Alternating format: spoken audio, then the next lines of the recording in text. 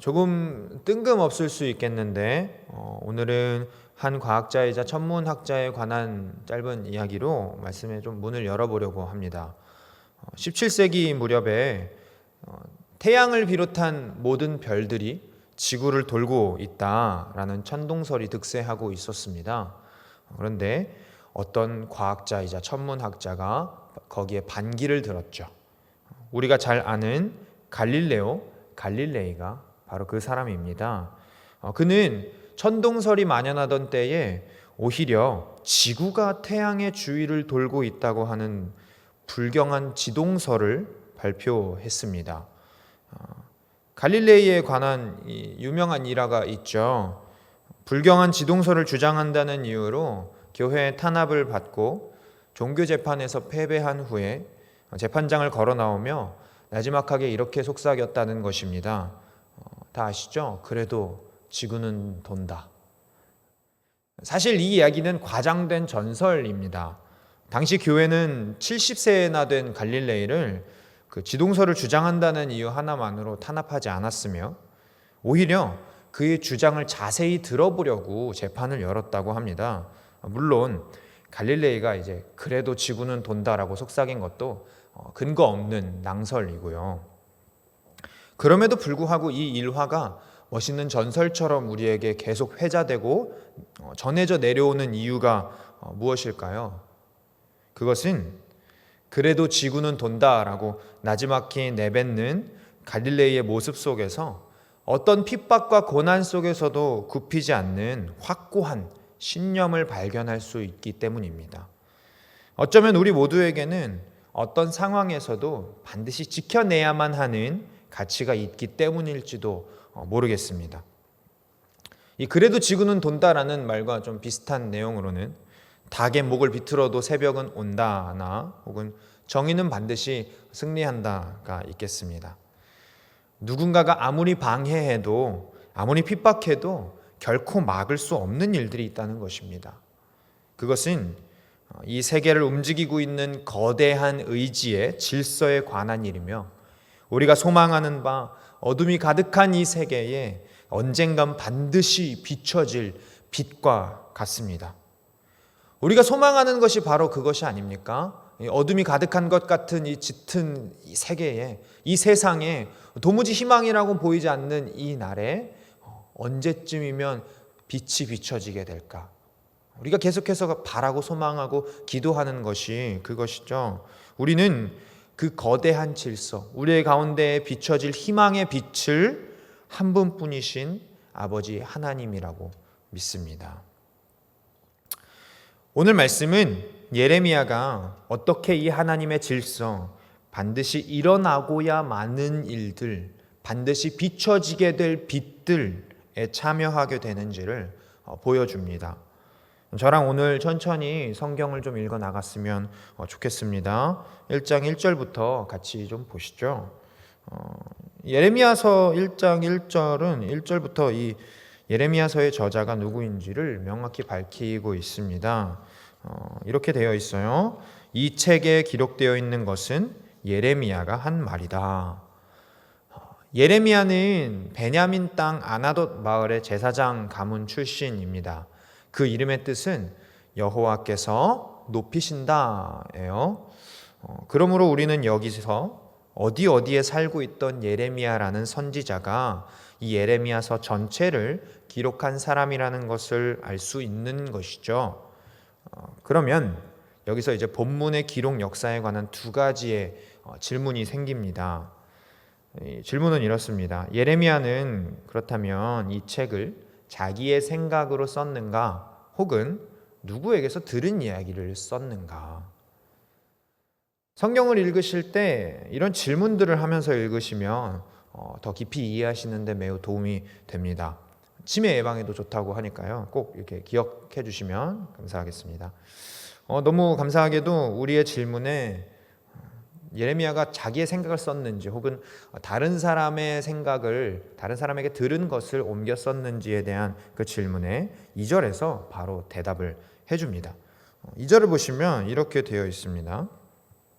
아몬의 아들 요시야가 유다 왕이 되어 다스린 지 13년이 되었을 때, 여기가 중요합니다.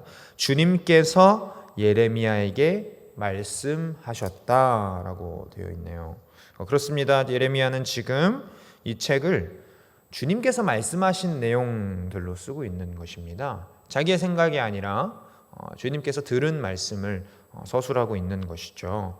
이제 문제가 해결되었습니다. 또 본문을 통해서 예레미야는 지금 최소한 아몬의 아들 요시야가 유다 왕이 되어서 다스린 지 13년째부터 주님의 말씀을 듣게 되었다는 사실을 알 수가 있습니다. 또 유다 왕의 즉위 기준으로 날짜를 세고 있는 걸 보니 예레미야는 유다 사람이라고도 생각할 수 있겠네요. 단 두 구절인데도 많은 정보를 담고 있죠. 3절로 넘어가 보겠습니다. 저는 이 3절이 가장 중요하다고 생각해요. 이 1, 2, 3절에서 한 번에 읽으면 좀 길어가지고 조금씩 끊어서 천천히 보도록 하겠습니다. 제가 이렇게 읽어드릴게요. 3절의 초반은 이렇게 되어 있습니다. 요시야의 아들 여호야김이 유다 왕으로 있을 때에도 주님께서 그에게 말씀하시고, 보시죠. 요시야가 유다 왕이 된 지 13년째부터 그의 아들 여호야김이 왕이 되었을 때에도 주님께서 예레미야에게 말씀하셨다는 거예요. 다음, 그 뒤에도 3절 다음입니다. 그 뒤에도 유다 왕 요시야의 아들 시드기야 제11년까지 주님께서 그에게 여러 번 말씀하셨다. 여기까지. 요시야의 아들 여호야김이 왕이 되었을 때도, 그리고 또 그 뒤에 요시야의 다른 아들 시드기야 왕의 제11년까지 주님께서 예레미야에게 계속 말씀하셨다고 합니다. 이 본문에서 얻을 수 있는 정보가 또 있죠. 요시야의 아들 여호야김이 왕이 되었었는데 여호야김의 아들이 다음 왕이 된 게 아니라 여호야김의 동생 혹은 형인 요시야의 또 다른 아들 시드기야가 왕이 된 걸 보면 뭔가 스토리가 좀 의미심장하죠. 궁금하신 분들은 예레미야를 끝까지 읽어보시거나 열왕기나 혹은 이제 역대기를 좀 찾아보시길 바랍니다. 어쨌거나 다른 아들 시드기야가 왕이 된 지 11년째까지 예레미야는 계속 하나님께로부터 말씀을 듣습니다. 3절이 담고 있는 정보가 그렇네요. 보통 예레미야가 처음 부르심을 받고 선지자로 사역한 기간을 41년 정도로 추정합니다. 무슨 말인가 하면 지금 2절에 요시야가 유다 왕이 되어 다스린 지 13년이 되었을 때에 그때부터 시드기야 제11년까지 2절부터 3절까지의 기간이 41년이라는 말씀입니다. 그 41년의 기간 동안 예레미야는 끊임없이 하나님의 말씀을 들었고 들은 그대로 전했고 전한 그대로 이 책을 서술하였던 것입니다. 4절부터 10절까지가 이제 그 예레미야를 부르신 하나님의 말씀을 소개하고 있는데요. 9절에 하나님이 이렇게 말씀하십니다. 내가 내 말을 내 입에 맡긴다 라고 이제 말씀하시는 거예요. 내가 내 말을 너의 입에 맡긴다 라고 말씀하시는 이 내용, 사실 모든 설교자들, 교사들, 교회 공동체 리더들이 소망하는 것이 아닙니까? 하나님의 거룩하신 말씀이 내 입에서 술술 나와서 하나님이 맡기신 그 말씀이 내 삶에서 계속 나와서 튀어나와서 뭐 어떤 상황에서건 어떤 때에건 그 말씀을 한치의 오차도 없이 정확하게 전달하는 것, 그리고 그 말씀을 들은 사람들의 영이 살아나고 예수님 안에 거하게 되는 것, 우리 모두가 기대하고 기도하는 것이죠. 우리가 늘 담임 목사님을 비롯한 말씀 사역자들을 위해서 기도하는 내용이 무엇이에요? 목사님의 입술을 통한 하나님의 말씀이 정확하게 우리에게 전달되어서 말씀을 듣는 우리의 영이 회복되고 다시 살아나는 것이잖아요. 그런 관점에서 본다면 오늘 예레미야의 입에 직접 하나님의 말씀을 맡겨주신 이 사건은 그야말로 전하는 사람에게나 듣는 사람에게나 놀라운 복이자 생명인 것이죠. 그러므로 생명의 말씀을 하나님께로부터 직접 듣고 41년 동안이나 계속 그 들은 생명의 말씀을 들은 대로 유다 예루살렘 백성에게 전한 예레미야는 엄청난 열매를 맺었겠죠. 하나님의 말씀이 들어가서 살아나는 결과를 얻었겠죠. 기대하는 마음으로 우리 3절의 마지막을 함께 보도록 하겠습니다.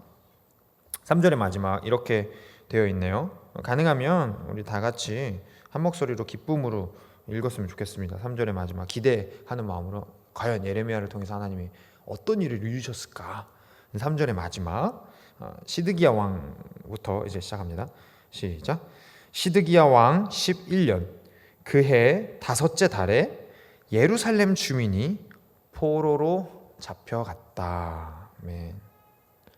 포로로 잡혀갔다라고 마무리를 짓고 있습니다. 이게 어떻게 된 거죠?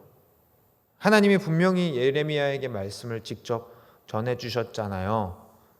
41년 동안 예레미야가 하나님의 말씀을 들은 대로 전했다면, 그리고 1절에서 3절까지 자기가 들은 대로 전한다고 지금 계속 강조하고 있다면, 그러면 분명히 열매를 맺어야 되는 것 아닙니까? 포로가 아니라 구약의 흐름대로 이스라엘이 유다가 부국 강병해주고 강대한 나라가 돼서 외적의 침입을 다 막아내야 하는 것 아닙니까? 그런데 왜 갑자기 포로로 잡혀간 것일까요? 예레미야가 열심을 내지 않아서 그런 걸까요? 혹은 잘못된 것을 전달했기 때문일까요? 아니면 가룟 유다처럼 잘 가는 것처럼 보이다가 중간에 배신했기 때문일까요? 그렇지 않습니다. 다음 주에도 우리가 예레미야 본문을 같이 보게 될 텐데, 예레미야는 누구보다 열심을 다해서 말씀을 전합니다. 죄송합니다. 그 마음이 얼마나 애끓었으면, 그 열심을 다해서 생명의 말씀을 전하는 마음이 얼마나 애끓었으면 선지자 중에 유일하게 애가라고 불리는 시가 있어요. 예레미야 애가, 우리가 잘 알고 있는 시죠. 얼마나 눈물로 하나님 앞에 돌아오라고 백성들에게 선포했으면 별명이 눈물의 선지자입니다. 41년을 요나처럼 중간에 도망친 것도 아니고요.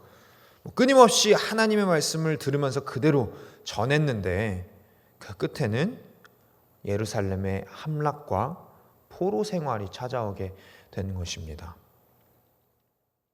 여러분, 예레미야가 실패한 것일까요? 아니면 하나님께서도 전하라고 했는데 하나님도 이건 도무지 어떻게 하실 수가 없어서 실패하신 것일까요? 그 질문에 대한 답은 10절에 있습니다. 1장 10절을 읽어보겠습니다. 똑똑히 보아라. 오늘 내가 뭇 민족과 나라들 위에 너를 세우고 내가 그것들을 뽑으며 허물며 멸망시키며 파괴하며 세우며 심게 하였다. 아멘. 하나님께서 애초에 예레미야를 부르시고 그의 입술에 넣으신 말씀은 유다의 회복이 아니었습니다. 심판과 멸망, 오히려 무너짐의 선포였던 것입니다. 16절에 하나님께서 왜 이 백성을 심판하려 하시는지 그 이유를 명확하게 설명하세요. 이렇게 되어 있습니다. 내가 이렇게 내 백성을 심판하는 까닭은 그들이 나를 버리고 떠나서 다른 신들에게 향을 피우고 손으로 우상을 만들어서 그것들을 숭배하는 죄를 저질렀기 때문이다. 아멘. 그러니까 41년 동안 예레미야가 열심히 선포한 말씀은 사실 심판의 경고였습니다. 다시 말해서 유다 백성은 41년 동안이나 하나님의 심판과 멸망을 준비할 시간이 있었던 것입니다. 그러나 우리가 잘 알고 있다시피 예레미야의 경고를 들은 유다 백성들의 반응이 어떠했죠? 오히려 그를 거짓 선지자라고 몰아세우고 그의 말을 듣지 않고 때리고 욕하고 죽이려고 들었죠. 예레미야가 사역하는 내내 사람들의 반응은 냉랭했습니다. 41년의 준비 기간은 오히려 완고한 거절의 기간이 되어버립니다. 결국 믿지 못하는 상황에서 유다 백성은 심판을 맞이하게 되었고 포로로 끌려가며 후회하고야 말게 된 것입니다. 그렇다면 우리가 이렇게 질문할 수 있을 것 같아요.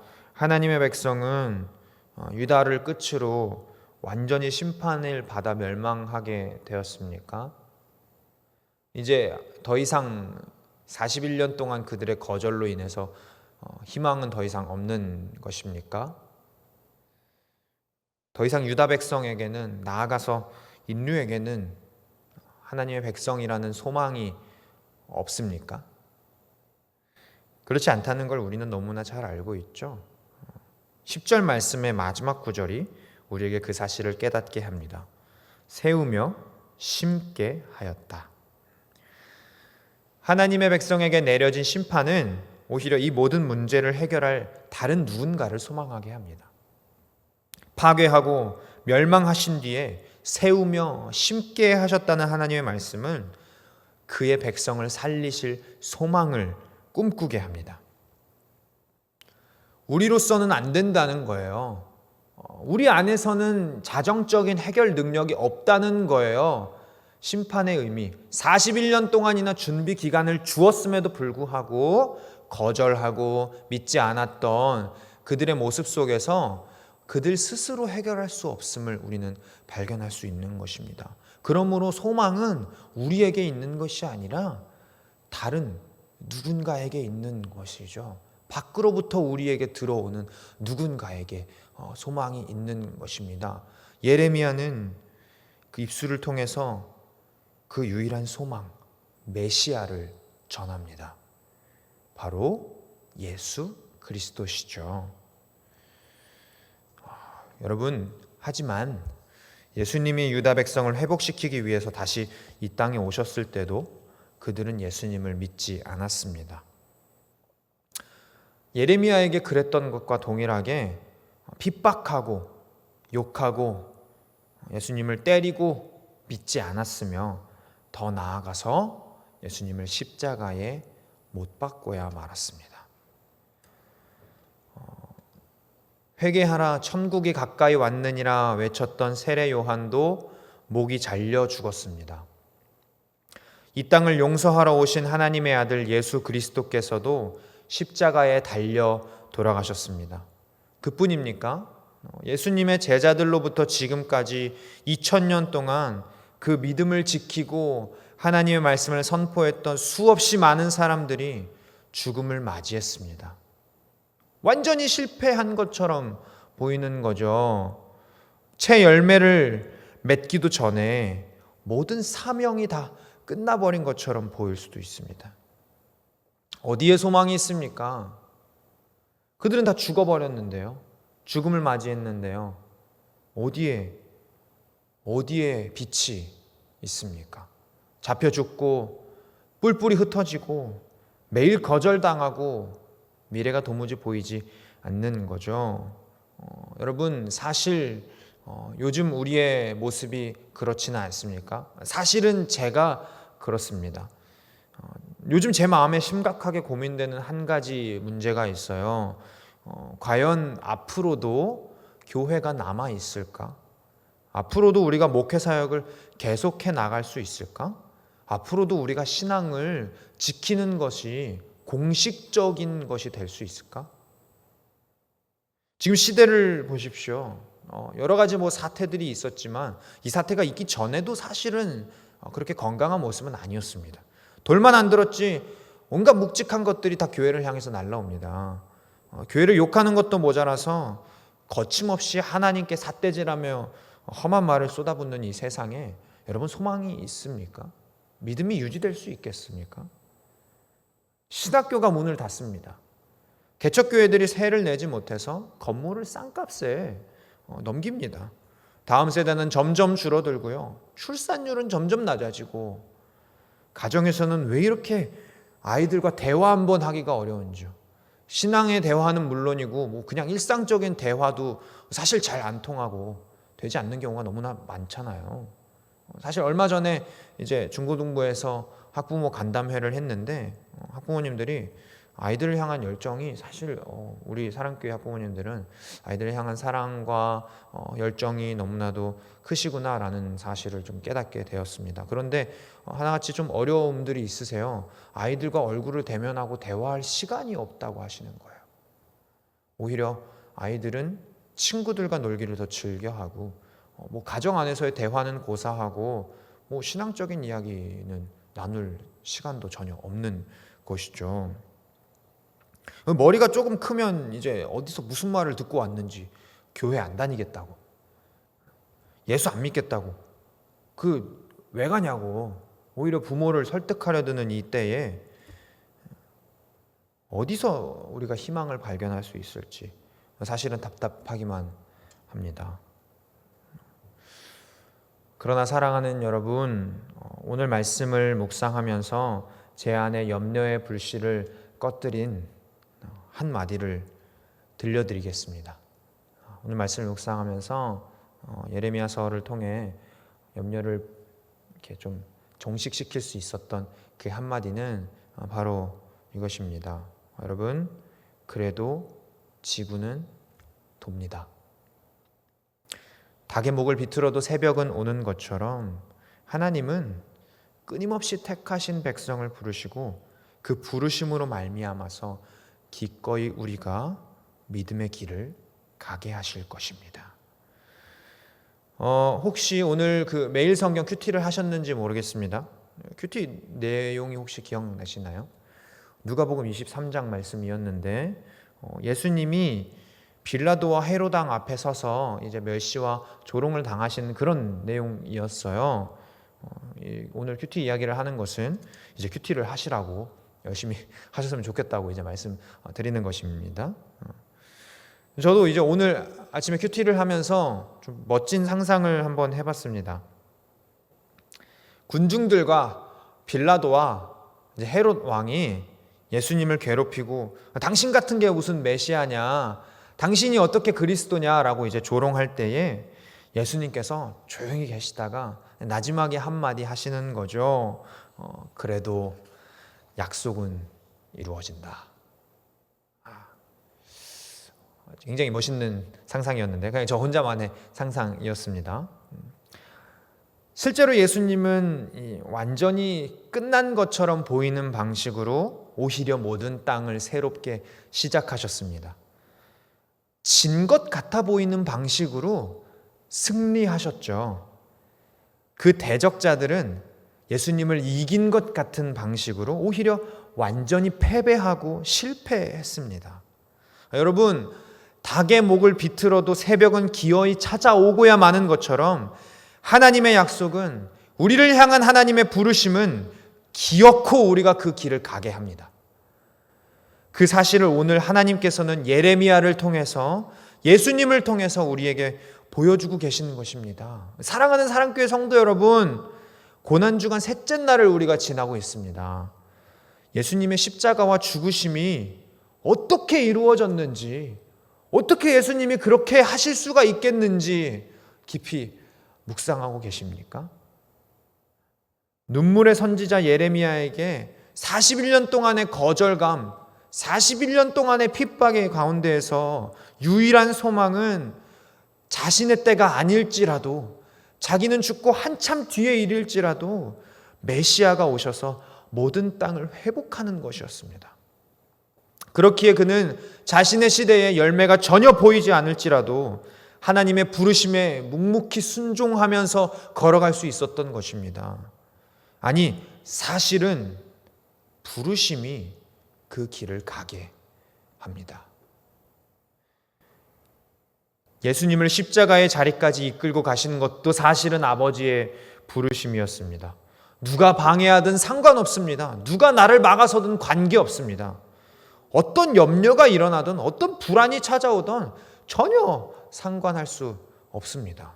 이 사명은 우리나 다른 사람들에게로부터 난 것이 아니라 오직 우리를 부르신 하나님께로부터 났기 때문입니다.